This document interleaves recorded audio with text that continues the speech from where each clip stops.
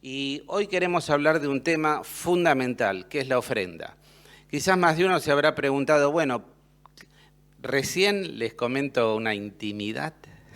Estaba Isabela sentada al lado mío, ¿no? Pasa la ofrenda, no sé si alguno la escuchó. Y me dice, Abu, ¿qué? ¿Por qué toda la gente tiene que poner plata dentro de la bolsa? Le dije, andá a preguntarle a José Ponce. Y creo que esa pregunta de una niña de 4 años, 5 años, perdón, de 5 años recién cumpliditos, es quizás la pregunta de muchos de ustedes, sobre todo cuando se acercan a una iglesia. Pastor, ¿por qué tengo que poner plata dentro de la bolsa? Y yo quisiera enseñarles un poco y que veamos por qué hacemos lo que hacemos, que no lo hacemos porque nos parece, sino que hay un fundamento bíblico para esto. Como dijimos la vez pasada, son temas muy amplios. Yo lo que voy a hacer, voy a puntualizar 2 o 3 textos del Antiguo Testamento. Sí vamos a entrar en el Nuevo Testamento, en la práctica de cómo se ofrenda, y vamos a ver algún ejemplo que creo que va a ser muy importante para nuestra vida. Pero la ofrenda no es una novedad de los cristianos. Ya desde el Antiguo Testamento se venía ofrendando. Este concepto del diezmo es incluso anterior a la ley, porque si recuerdan, Abraham, cuando se encontró con Melquisedec, le dio el diezmo como ofrenda a este sacerdote rey Melquisedec, aún antes de que Moisés pisara sobre esta tierra. Así que a veces la gente dice, el diezmo es del Antiguo Testamento. No es mucho, sí, es mucho más atrás que la ley mosaica, la ley de Dios. Vamos a ver entonces, ¿qué nos dice el Antiguo Testamento sobre la ofrenda? Y acá voy a puntualizar algunas cosas y vamos a hacer una distinción entre lo que es el diezmo y por qué decimos que en este momento el diezmo no es una doctrina que deba de aplicar la Iglesia. En el Antiguo Testamento vamos a seleccionar un solo texto que yo quisiera que lo tengamos más o menos claro para sintetizar el espíritu del ofrendante, de aquel israelita que ofrenda. Dice, pues todo es tuyo y de lo recibido de tu mano te damos. 1 Corintios 29, 14. Quizá vos venís por primera vez a la iglesia y decís, ¿qué tiene que ver esto de la ofrenda conmigo? ¿Me van a pedir plata? No, estamos hablando este mes de fundamentos y creo que es muy importante, incluso para que interpretes y puedas juzgar así como otros se abusan dentro del mismo ámbito evangélico y le sacan plata a la gente injustamente, y no sobre bases bíblicas, malinterpretando las Escrituras en beneficio personal. El espíritu antiguo testamentario es este que figura en 1 Corintios. Pues todo es tuyo y de lo recibido de tu mano te damos. Hoy cantábamos, yo te agradezco, Padre mío, por todo lo que has hecho tú conmigo. Y una forma de agradecer es a través de la ofrenda, es a través de decirle a Dios gracias porque me has dado tanto que yo me veo en la necesidad y de poder devolver de alguna forma tanto que me has dado. Y no solo pasa por lo material. Vamos a ver algo sobre el tema de los diezmos. Y ahí tan solo leer un versículo en Levítico 27.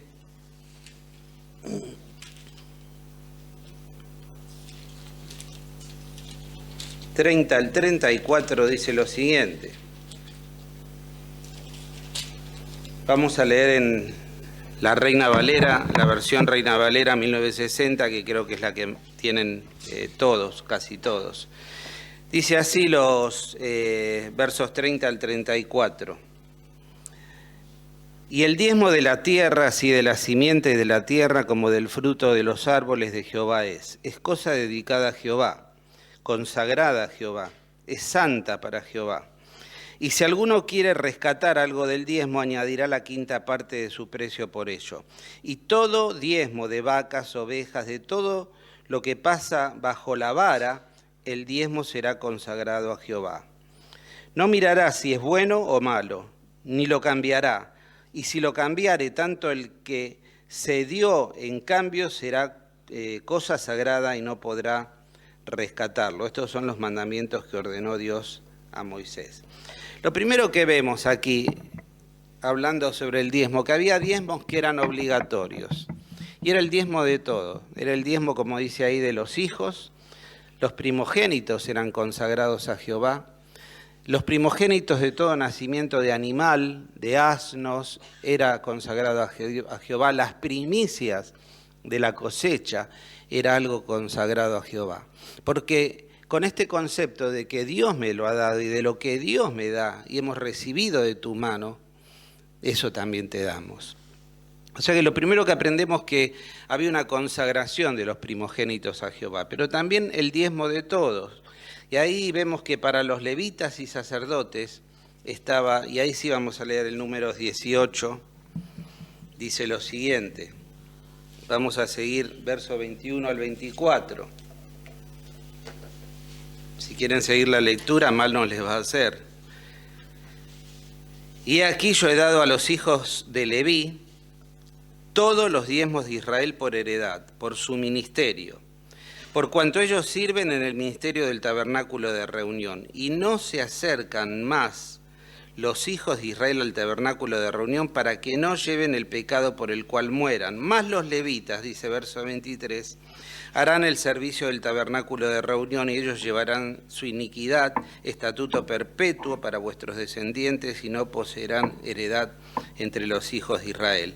Porque a los levitas he dado por heredad los diezmos de los hijos de Israel, que ofrecerán a Jehová en ofrenda, por lo cual se le ha dicho, entre los hijos de Israel no poseerán heredad. Es muy interesante este concepto y este principio, porque vemos que los levitas, aquellos que estaban involucrados en el servicio del templo, se tenían que dedicar permanentemente a eso, como hoy diríamos, si acuñamos esa frase, a tiempo completo.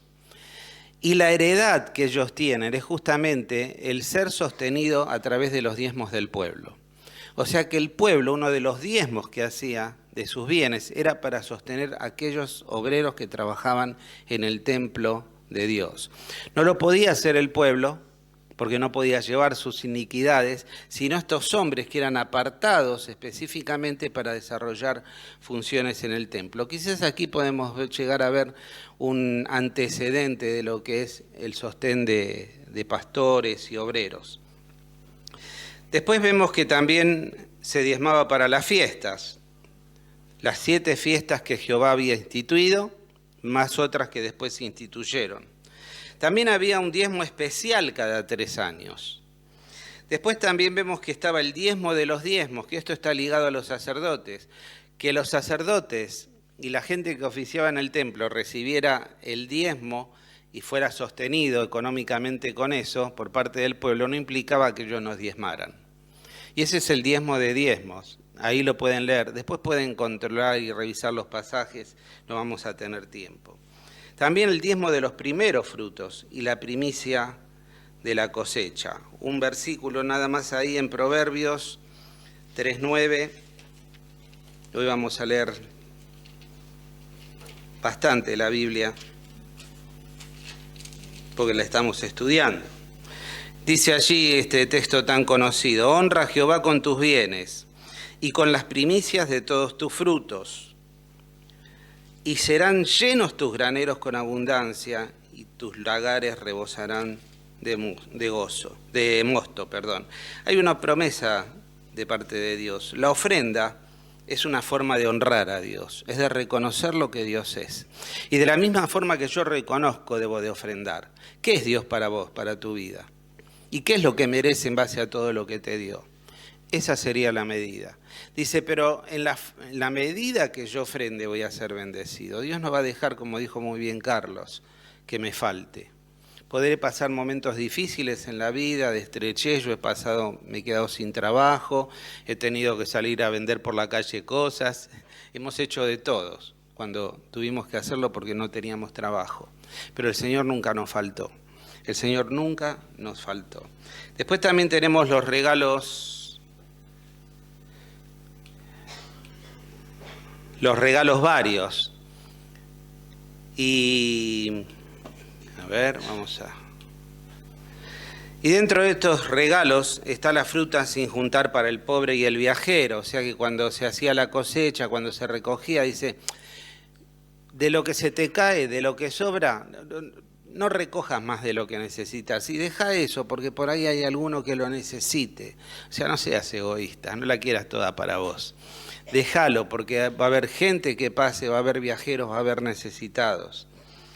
Después también vemos que para las pérdidas por descanso y jubileo, las pérdidas, perdón, no lo acentué bien, las pérdidas por descanso y jubileo también, lean Levítico 25, es muy interesante este concepto del jubileo.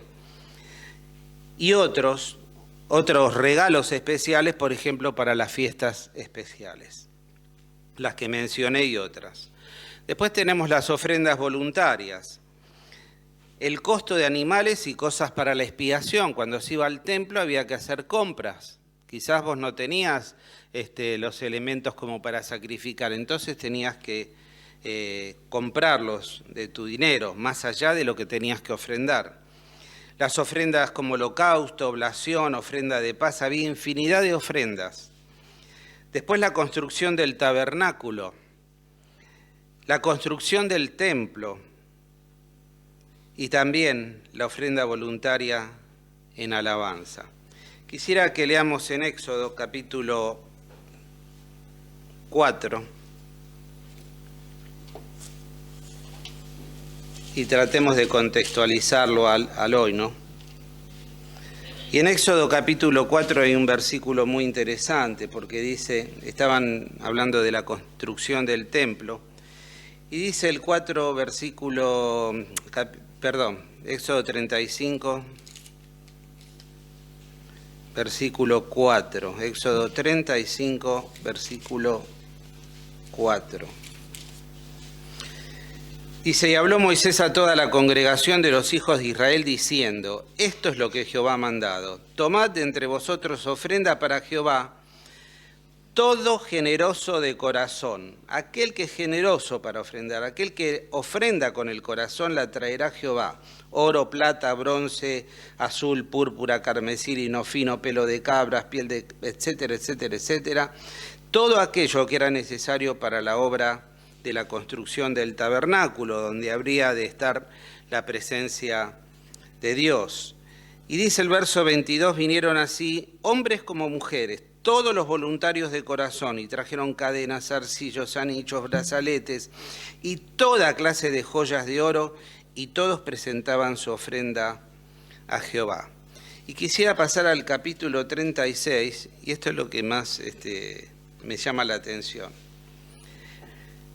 Se habían reunido todas aquellas cosas que Dios había pedido al pueblo en su generosidad de corazón, y dice en el verso 4, tanto que vinieron todos los maestros que estaban haciendo la obra, los constructores, los que estaban haciendo las diferentes obras en el templo, y en el versículo 5 dice, y hablaron a Moisés diciendo, el pueblo trae mucho más de lo que se necesita para la obra que Jehová ha mandado que se haga.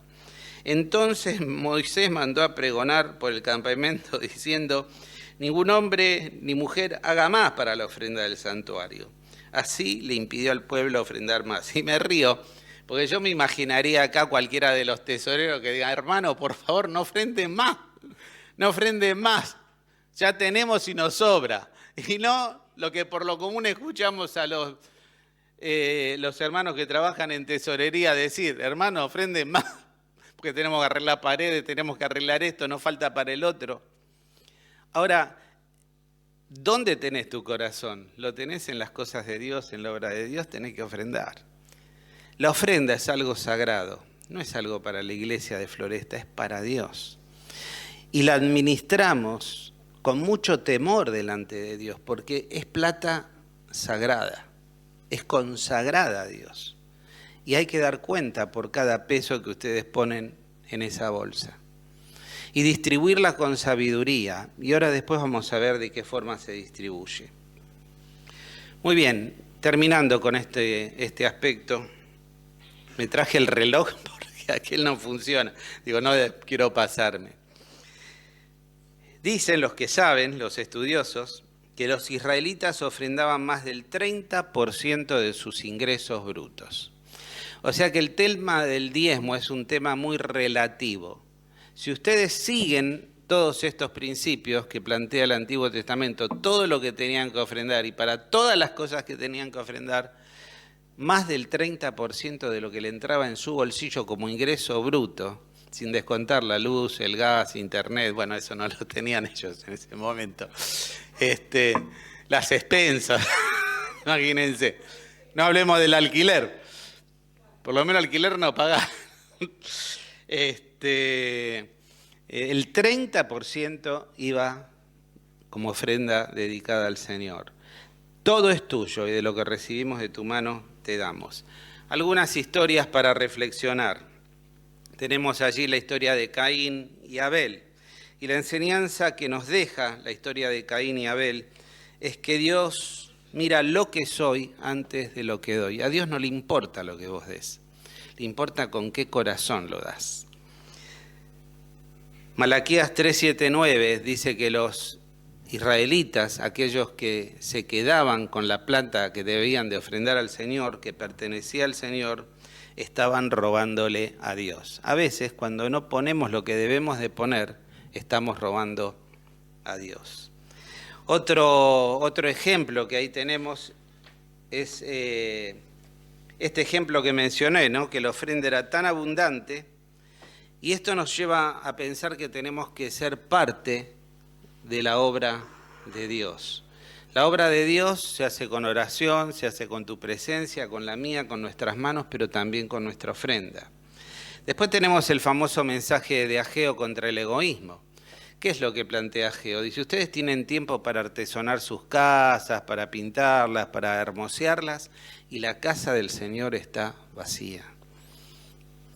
Y acá les da un cachetazo al egoísmo, porque les está planteando directamente, diciendo, la ofrenda que ustedes recibieron para construir el templo la usaron para ustedes.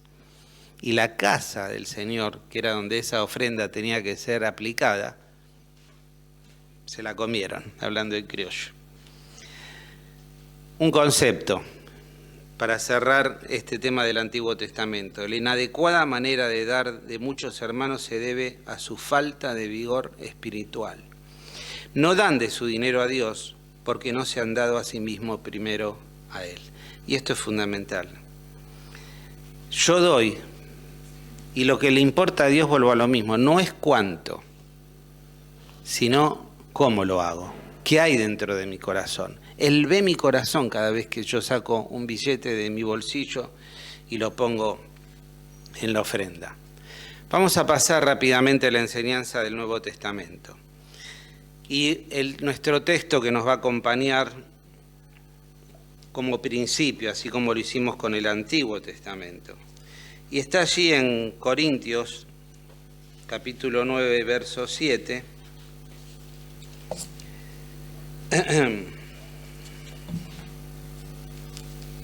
Lo tienen ahí, no hace falta buscarlo. Yo estoy abriendo el texto en otros lugares.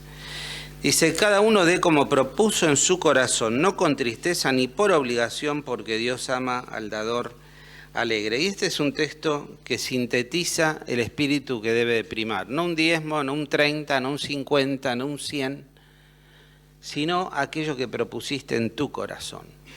Y darlo con alegría, no te tiene que generar tristeza la ofrenda, te tiene que dar alegría de decir, puedo ser parte. Miren, cuando subimos a los WhatsApp de la iglesia, ahora subimos el último mensaje de nuestro hermano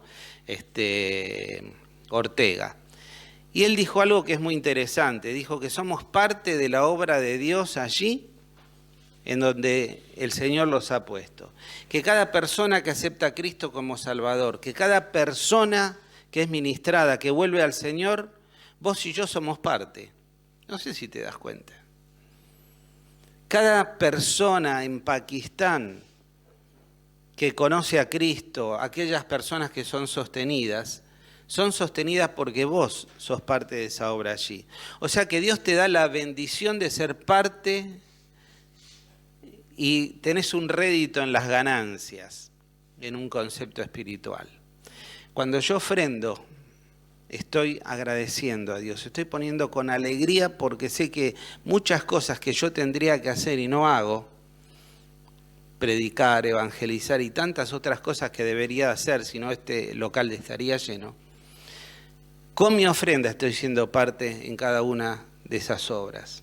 Y la verdad que me siento bien y alegre y satisfecho como iglesia local de decir, somos parte de la obra de Dios en el mundo, somos parte en cada lugar donde una persona acepta a Cristo, cuando una pared es edificada, cuando un viaje misionero sale, somos parte, somos parte.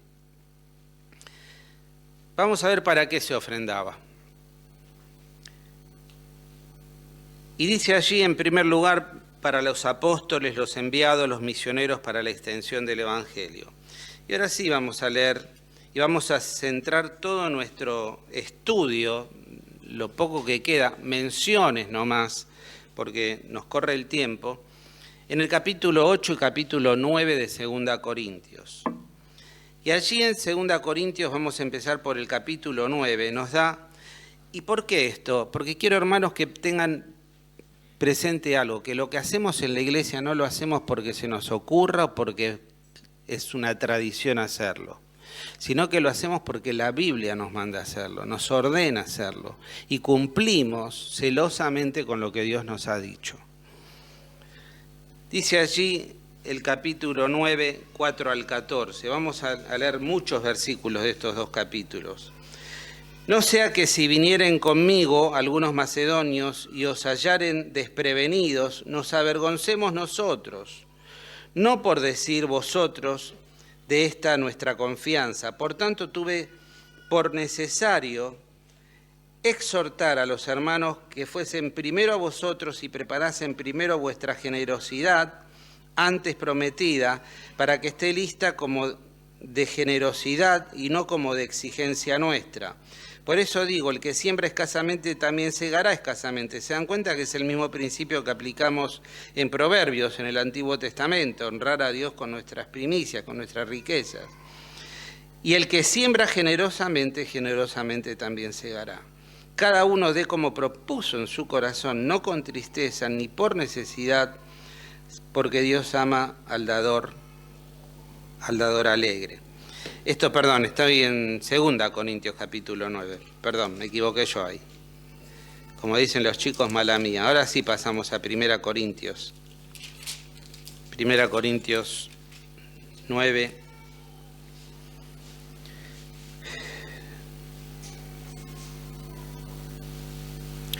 Dice así: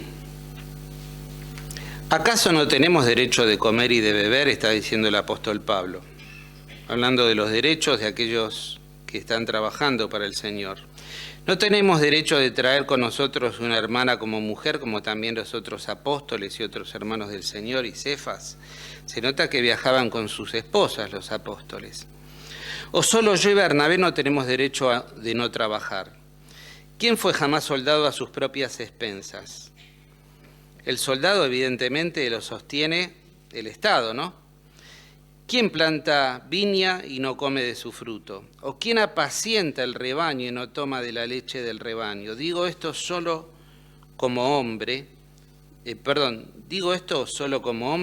¿no dice esto también la ley? Porque en la ley de Moisés está escrito, no pondrás bozal al buey que trilla. ¿Tiene Dios cuidado de los bueyes? ¿O lo dice meramente por nosotros? Pues por nosotros escribió, porque con esperanza debe arar el que ara, y el que trilla con esperanza debe recibir su fruto. Si nosotros sembramos entre vosotros lo espiritual, ¿es gran cosa si segaramos de vosotros lo material? Si otros participan de este derecho sobre vosotros, ¿cuánto más nosotros? Pero no hemos usado de este derecho, sino que lo soportamos todo por no poner ningún obstáculo al Evangelio de Cristo. ¿No sabéis que los que trabajan en las cosas sagradas comen del templo? Lo que yo les estaba transmitiendo en el Antiguo Testamento, y los que sirven al altar, del altar participan. Así también ordenó el Señor a los que anuncian el Evangelio que vivan del Evangelio. Tenemos acá algo muy importante como base. Ustedes dirán, ¿por qué ofrendamos a los misioneros? ¿Por qué ofrendamos a las personas? Y ahí aclaré apóstoles. En este momento no hay apóstoles. Hay algunos que se dicen apóstoles. No es bíblico, no es doctrinal. No existen los apóstoles. Los apóstoles fueron 12, después Pablo, y ahí se terminó la historia. Pero lo consideré como enviados o misioneros. La palabra de Dios nos dice que debemos de ser parte en la extensión del Evangelio. Lo pueden leer ahí en Filipenses también. Pero también tenemos la posibilidad de sostener a aquellos que trabajan. Es muy claro el pasaje, por eso no voy a dar demasiadas explicaciones. Luego en el verso 14 también dice allí de 1 Corintios a los evangelistas, a los ancianos, obispos y sobrevedores, lo acabamos de leer, a los hermanos en general, a las viudas y a los pobres, Todos estos pasajes nos hablan de por qué hacemos lo que hacemos. La iglesia en Floresta, como dije, toma la plata como algo sagrado. Es algo que damos a Dios y que tenemos que dar cuenta a Dios. Los grandes problemas en las iglesias muchas veces fueron porque se administran mal los fondos. O lamentablemente se usan para fines personales o para enriquecimiento personal. Eso ya lo plantea el apóstol Pablo con toda claridad. En la iglesia de Floresta lo hacemos con temor delante de Dios. Y hacemos estas cosas de ofrendar a apóstoles, o sea, enviados, a misioneros, ancianos, hermanos, viudas y pobres, porque la palabra de Dios lo dice. No es tradición, es convicción de lo que la Biblia dice. Perdón, ahí están todos los pasajes. Me enganché con esto y falta uno, Gálatas 2:20. ¿Qué impulsaba la ofrenda? Vamos a ver esto. Y acá, con esto vamos sí a terminar, pero no es un terminar tan fácil. Vamos a ver estos pasajes sobre el capítulo 8 y 9 de 2 Corintios. Lo primero que plantea de qué impulsaba a los hermanos a ofrendar, lo vemos en 2 Corintios 8, 9.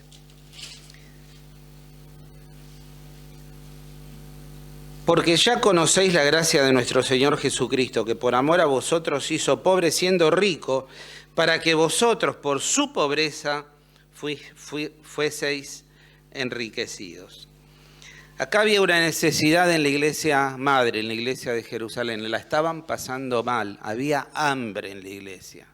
Y el apóstol motiva a las iglesias gentiles, de formación gentil, a que junten una ofrenda para ayudar a sus hermanos en Jerusalén. Y en este capítulo 8 y 9 nos va a hablar de esta exhortación a ofrendar, cómo se debe ofrendar, por qué ofrendaban, qué los y pone lo que yo considero como versículo central, este versículo 9. Dice, porque ya conocéis la gracia de nuestro Señor Jesucristo, que por amor de vosotros hizo pobre. Cuando está hablando de la ofrenda, dice, miren, yo lo voy a sintetizar en una persona, en Cristo. ¿Saben cómo tenemos que dar? Como se dio Cristo. Cristo dejó los cielos, dejó el lugar en donde estaba, y dice Filipenses 2, ¿se acuerdan? Se humilló hasta lo sumo y se hizo hombre. Y estando en condición de hombre, murió por cada uno de nosotros. Él se despojó a sí mismo. ¿De cuánto? De todo. De todo. Dejó todo por nosotros. No se podía ser más pobre. Y me gusta siempre ese ejemplo de una persona que hay una persona pobre en la vía pública y tiene, ponele 1.000 pesos en su bolsillo. Y la persona le dice, mire, yo soy pobre, ¿no me puede colaborar con algo? Y dice, mire, lo único que tengo es esto. Y saca los 1.000 pesos y se lo da. Y en ese momento y en esa circunstancia, ¿quién es el pobre y quién es el rico? En ese momento tiene más el pobre que el que le dio. Y es un poco el ejemplo del Señor Jesús. El Señor Jesús nos está diciendo, miren, yo ya más no podía dar. Me humillé, vine y di hasta la sangre. ¿Para qué? Para que vos hoy seas rico. Hermanos, las riquezas que tenemos en Cristo Jesús son incontables, son eternas, son imperecederas, nos dice Primera Pedro. Tenemos herencia con los santos, tenemos la vida eterna, tenemos la salvación, tenemos su comunión, su provisión, su protección. ¿Por qué? Porque Él se hizo pobre, dio todo. Llegó un momento allí en la cruz que tendría que decir, bueno, ¿qué más querés que dé? ¿Qué más quieren que dé? Por aquellos que me injuriaban, por aquellos que eran enemigos, di todo. Y el apóstol dice, miren, así como Cristo dio todo, eso tiene que motivar su ofrenda. Estar dispuesto a dar en la misma forma que Cristo dio. Dios en el Señor no mezquinó nada, dio todo, se hizo pobre y hoy somos ricos. Vos estás acá y sos rico. No sé cuánto tenés en el banco o si no tenés un mango, no sé. Pero tenemos la riqueza espiritual que Dios nos dio. Tenemos algo que no se puede medir en valores económicos. Y tenemos su provisión y su protección y sus promesas que nada nos va a faltar y todavía una vida eterna. Y hoy somos ricos. Hubo alguien que estuvo dispuesto a dar hasta lo último que tenía. Ese modelo lo toma Jesús y lo lleva y lo estandariza. Es decir, ¿saben cómo tienen que ofrendar? Estar dispuesto a dar hasta la vida por sus hermanos. Y yo no les estoy pidiendo eso. Les estoy pidiendo plata. Les estoy pidiendo que pongan de sus ofrendas como propusieron en su corazón, no con tristeza, con alegría, para ayudar a sus hermanos que están teniendo hambre y que necesitan de su ofrenda. El ejemplo del maestro. Después tenemos la gracia recibida, 2 Corintios 8:1. Así que, hermanos, hacemos saber la gracia de Dios que se ha dado en las iglesias en Macedonia. Ya estuvieron hablando los hermanos y estuvimos hablando sobre los filipenses, los macedónicos. Y ellos estuvieron presentes y Pablo resalta su condición a estos hermanos de haberle ofrendado y haber estado permanentemente con él en todo momento. No solo dice que se dieron en dinero para sustentarlo, sino hasta estuvieron dispuestos a poner su vida. ¿Se acuerdan Epafrodito, ese nombre que no sé si le pondrían a un hijo? Bueno, Epafrodito, vení para acá. Bueno, yo qué sé, Epafrodito fue un grande y estuvo dispuesto a dar su vida por el apóstol y llevó la ofrenda. Dice, miren, esto es por gracia recibido y por gracia tengo que dar. Nada de lo que tenemos es nuestro, mentalizate, metételo en la cabeza de una vez. Nada de lo que tenés es tuyo. Fue claro lo que dije en el Antiguo Testamento. El Señor hacía entender a los israelitas que todo debían consagrarlo a Él. Todas las primicias, no había nada, no hay nada en tu vida ni en la mía que sea nuestro. Y si algo somos es por la gracia de Dios. Ahora, en esa gracia somos motivados a dar. Tenemos el ejemplo del Maestro, tenemos todo lo que hemos recibido por gracia que somos, impelidos a participar, pero también dice 2 Corintios 8:5 algo muy interesante. Después lean todos los 2 capítulos en su casa. Y no como lo esperábamos, sino que asimismo se dieron primeramente al Señor y luego a nosotros por voluntad de Dios. La primera entrega es la entrega del corazón. Cuando yo me pongo, como dice Romanos 12:1, como un sacrificio vivo, eso es adoración. Y cuando yo me entrego al Señor, estoy entregando todo, mi tiempo, mi vida, mi familia, mi cuenta bancaria, la tarjeta de crédito, todo. Todo, porque todo es de Él. En definitiva, de su mano he recibido y nada de lo que tengo es mío. Y este es un concepto muy interesante, porque primero dice que se dieron ellos a Dios y luego se dieron a nosotros en la voluntad de Dios. Tenemos las necesidades. También vamos al 2 Corintios 8, verso 2.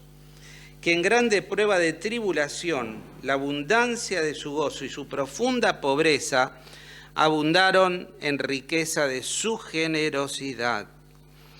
Pues doy testimonio de que con agrado han dado conforme a sus fuerzas y aún más de sus fuerzas. Ofrendaban aún en medio de sus necesidades. Ahora, vos fijate qué interesante, porque no están dando de lo que sobran o cuando, viste, cuando cobras el aguinaldo. No, es muy fuerte lo que dice acá. Profunda pobreza abundaron en riquezas por su generosidad. De su profunda pobreza ofrendaron. ¿Te das cuenta cómo es esta dinámica de la ofrenda? Que no depende de lo que tenés, sino de tu corazón. Ellos entendieron. Hay un principio que es muy interesante, que lo compartía con Lili el otro día, ¿no? Creo que lo decía Cicerón. Es muy de los epicúreos. Él decía que vos, si vos decís que sos pobre y que por esa razón no podés ayudar a otro o ofrendar, dice, andá a buscar uno más pobre que vos y vas a ver que necesita algo de lo que vos tenés que te considerás pobre. Y me gustó mucho la idea, es muy interesante ese concepto de los estoicos. Porque dice, si vos decís que no tenés, hay otro que tiene menos. Y que lo que vos decís que no tenés, o que tenés y que sos pobre, para otro debe abundar en riqueza. Y acá lo dice tan claro la palabra. De tu pobreza abundaron en riquezas. ¿Por qué? Por tu generosidad. Porque han dado conforme a sus fuerzas y aún más de sus fuerzas. Más de sus fuerzas. Sacrificio a Dios. Sin comentarios. Ya lo hablamos. Tenemos el ejemplo de Cristo. Por gratitud a Dios, versículo 12. Porque si primero hay la voluntad dispuesta, será acepta según lo que uno tiene, no según lo que uno no tiene. Porque no digo esto para que haya para otros holgura y para vosotros estrechez. Bueno, después vamos a avanzar sobre ese versículo. Sino que dice que en gratitud a Dios debemos de ofrendar.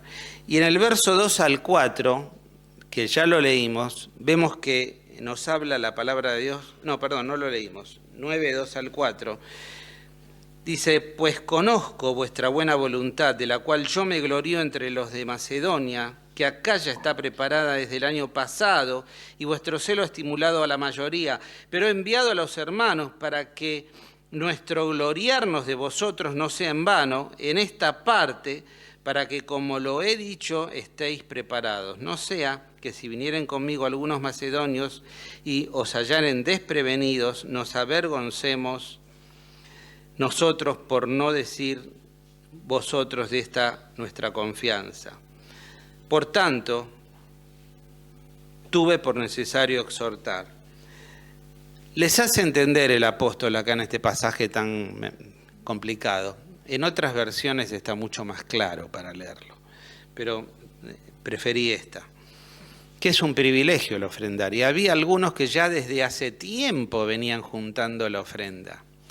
Yo me acuerdo, mi mamá, y lo comenté, que ella juntaba en la semana y lo ponía en la Biblia, de lo que le sobraba de, no sé, de las compras, de las cosas que tenía que hacer. Mamá no trabajaba. Lo juntaba en la Biblia.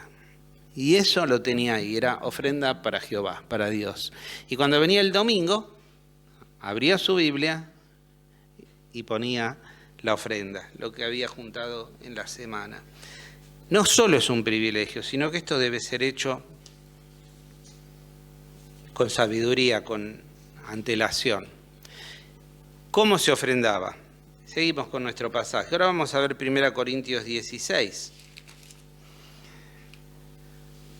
1 Corintios 16 dice, de acuerdo a su prosperidad, proporcionalmente, y está en línea con lo que leímos antes. Dios no te va a pedir que des lo que no podés dar.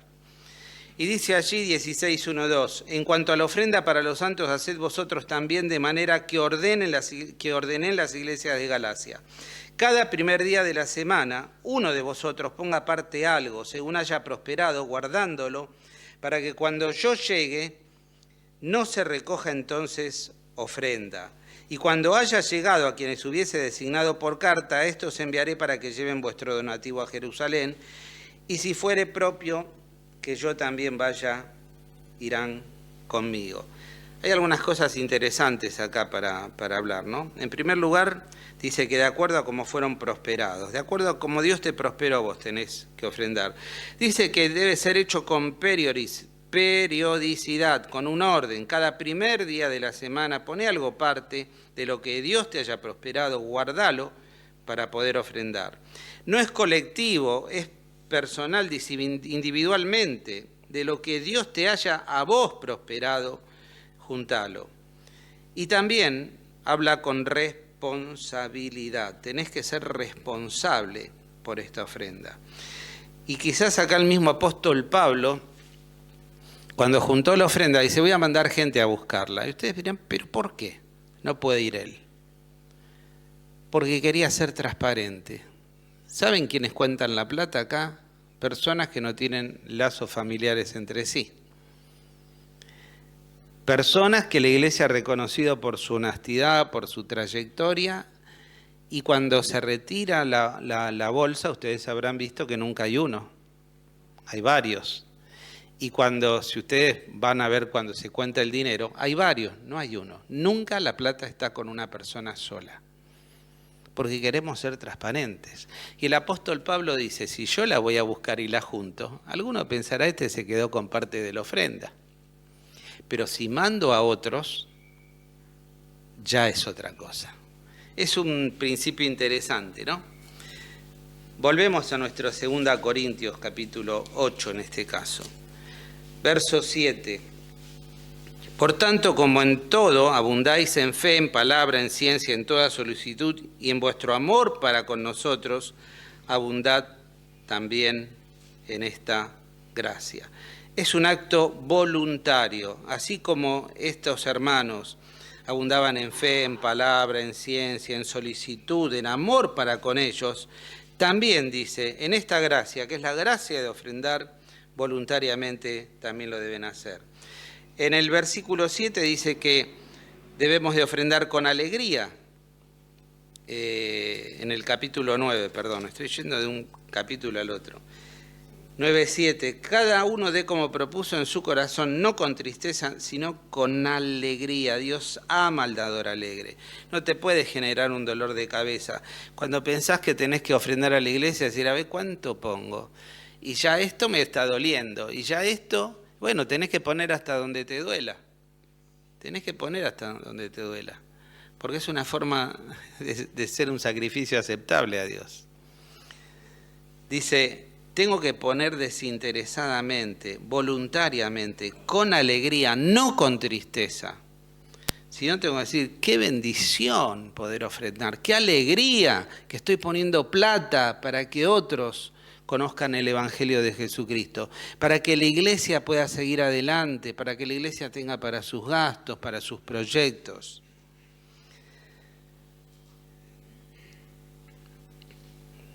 Y dice no por necesidad, no porque sea algo que yo los impuse, que yo les impuse, dice el apóstol, no por obligación, sino verdaderamente ofrendar de corazón. Dice 8:20, evitando que nadie nos censure en cuanto a esta ofrenda abundante que administramos. Y allí nos habla de honestidad, y lo uno un poco con el concepto anterior que leímos sobre la ofrenda y el manejo de la ofrenda, ¿no? Después con abundancia, verso 7 y verso 14. Ya leímos el 7, leemos el 14, sino para que, y esto fue lo que yo suspendí antes porque quería dedicarle un poco más de tiempo. Dice, sino para que en este tiempo, está hablando, ya lo leímos el pasaje anterior, dice, por esto no digo esto para que entre vosotros, para otros haya holgura y para vosotros estrechez, sino para que en este tiempo con igualdad, subraya la palabra igualdad, la abundancia vuestra supla la escasez de ellos, de los que están pasando hambre, de los que están mal, para que también la abundancia de ellos supla la necesidad vuestra, para que haya igualdad. El que recogió mucho no tuvo más, y el que poco no tuvo menos. Eso está escrito, está en Éxodo capítulo 16. Y el concepto acá es un concepto de igualdad. Yo no puedo nadar en la abundancia o tener mucho cuando mi hermano no tiene nada. No es La palabra shalom, la palabra paz, está muy ligada al hecho de igualdad. Disfrutar de una paz existencial en la cual haya igualdad en todo aspecto, económico, en los derechos, en la distribución, era un concepto que debía aplicarse. Dice que si esto se experimenta, el pueblo va a estar en paz. Ahora, acá está diciendo de igualdad. Vos no tendrías que sentirte bien mientras que ves que un hermano pasa hambre. Dice, ustedes van a ser bendecidos. Y como dice aquí, la escasez de ellos será abundancia para ustedes, porque van a tener la oportunidad de su abundancia, como dije antes. Quizás ellos son más pobres que vos, pero vos vas a tener algo para dar. Y esto genere igualdad. Genere esa igualdad de que todos tienen. Por eso la iglesia ayuda, por eso la iglesia comparte, por eso la iglesia no debe ser egoísta. Y cada uno de nosotros no debemos ser egoístas. Tenemos que pensar, si hay un hermano que necesita algo, ¿qué puedo hacer? ¿Qué puedo dar? ¿Cómo puedo darme al hermano primero a Dios y después al hermano para que haya esta igualdad?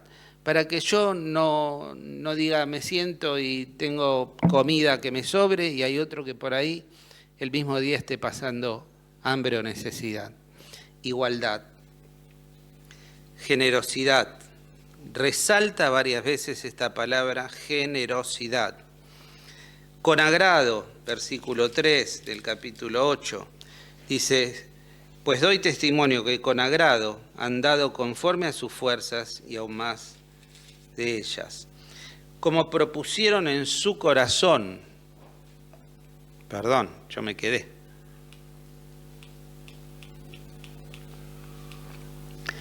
Como propusieron en su corazón, dice, en medio de problemas y profunda pobreza. Estos son los conceptos que encontramos en el Nuevo Testamento sobre la ofrenda. Y algunas historias para reflexionar que figuran en el Nuevo Testamento. Tenemos la historia de la viuda pobre, ¿se acuerdan?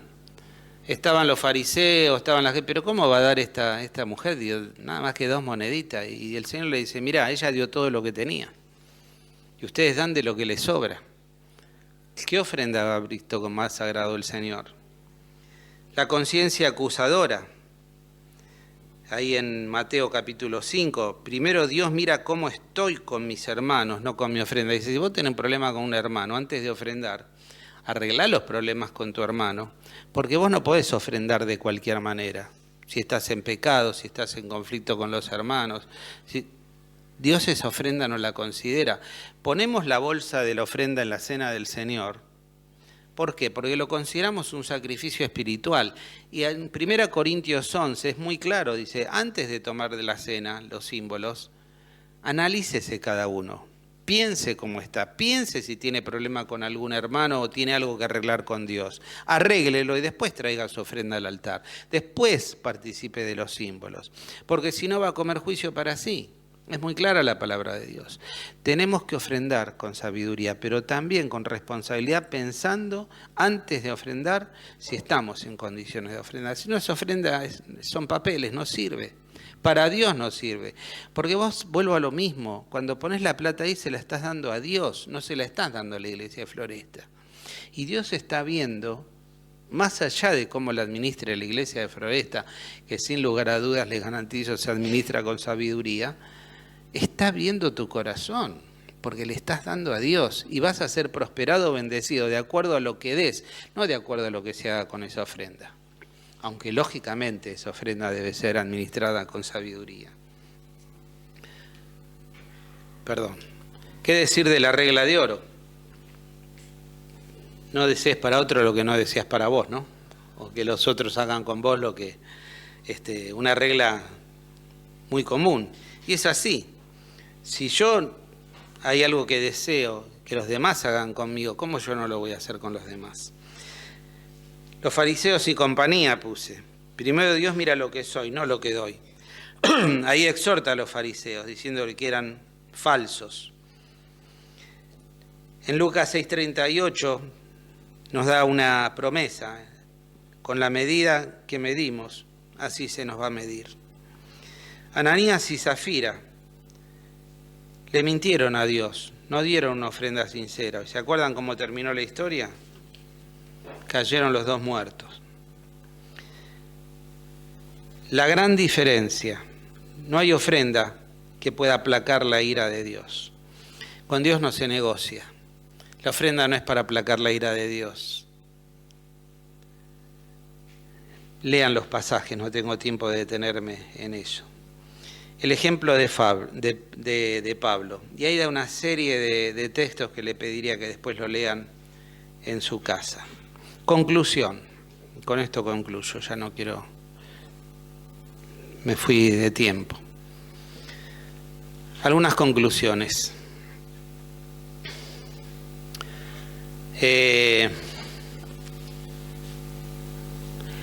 A través de nuestras ofrendas adoramos y glorificamos a Dios. Dios merece toda nuestra alabanza y gratitud. Algo que podemos expresarle con nuestras palabras, con nuestras canciones, como leímos en el versículo 7, con nuestras actitudes, pero también con nuestras ofrendas. Nuestro Dios es el Dios de la gloria, es el Dios de poder. En realidad, Él no necesita nada de lo que traemos, nada. Pero al nosotros ofrendar, reconocemos su grandeza y nuestra dependencia constante de Él. Traemos de lo que Él nos ha dado y lo traemos con reverencia, recordando su grandeza y la provisión fiel que Él nos ha dado. Honramos a Dios cuando traemos ante Él los primeros frutos de nuestro trabajo y nuestro esfuerzo.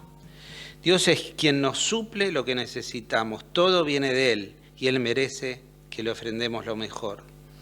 Antes de ofrendar es muy importante examinar nuestra actitud y motivación. ¿Le estamos dando a Dios las primicias o las obras? ¿Lo hacemos con un corazón lleno de gratitud o por compromiso? Más que la cantidad que ofrendamos, lo que importa es la actitud con que lo hacemos. Debemos sostener a los obreros de Dios. Es una orden directa de Dios. A través de nuestras ofrendas adoramos y glorificamos a Dios. Y Él merece toda nuestra gratitud. Y quiero terminar simplemente esta instrucción sobre la ofrenda muy somera. Yo le pido que después vuelvan a chequear los versículos. Es muy rico el concepto de ofrendas en el Antiguo Testamento y lo pasamos muy por arriba. Pero que volvemos al versículo 9. Ya saben de Jesucristo, aquel que se hizo pobre para que ustedes fueran ricos. Y yo quisiera que por un momento, más allá de la ofrenda, pensemos en cada uno de nosotros. ¿Cómo estás hoy? ¿Qué te falta en tu vida? ¿Qué te aflige? ¿Qué te preocupa? ¿Tenés dolor? ¿Tenés pecado? ¿Tenés hábitos que te esclavizan? Pensá en el Señor. Él quiere que seas rico. Él quiere que seas abundante, tener una vida abundante. Y solo la podés tener a través de la obra del Salvador. Si vos has mirado la cruz de Cristo y has visto a aquel que se hizo pobre para que vos seas rico, que dio todo, dio su vida, vos le tenés que decir: Señor, perdóname por mis pecados. Señor, entiendo que la ofrenda máxima que pueda haber en la historia de la humanidad fue tu ofrenda. Te diste todo por mí. Señor, quiero entregarme a vos. Quiero que me tomes, quiero que me limpies, quiero que me cambies, que perdones mis pecados. Quiero ser un hijo tuyo y ofrendarme yo a vos, en espíritu, en alma y en cuerpo, para tu gloria. No sé si ya lo habrás hecho, pero si no lo hiciste, es buen momento para hacerlo. Es para darte a Dios, ofrendarte a Dios, porque aquel ofrendó Dios su vida por vos a través de Jesucristo. Se lo tenés que pedir con tus palabras, le tenés que decir: Señor, sálvame, cámbiame, perdóname. Yo quisiera preguntar si acá hay alguna persona que todavía no lo hizo y en este día quisiera entregarse a Dios, quisiera dar su vida a Dios. Y quisiera preguntártelo y que levantes tu mano porque quiero conocerte y terminar orando por vos. Simplemente pregunto, ¿hay alguna persona aquí que quiera en este día decirle, Señor, acá está mi vida, Señor, me entrego a ti? ¿Hay alguien que hoy levante su mano y diga, que Dios te bendiga? ¿Hay alguna persona más que quiera hacerlo? Que el Señor te bendiga, Pablo. ¿Alguien más? Y si vos sos del Señor, decirle gracias, Señor, gracias por el milagro de mi vida. Gracias porque hiciste lo imposible, y lo veo a Pablo y me emociono, porque Dios hizo un milagro. Aquel que se dio por nosotros, ¿cómo yo no voy a decir? ¿Cómo puedo medir eso en plata? ¿Cómo puedo medirlo en plata? Terminemos orando.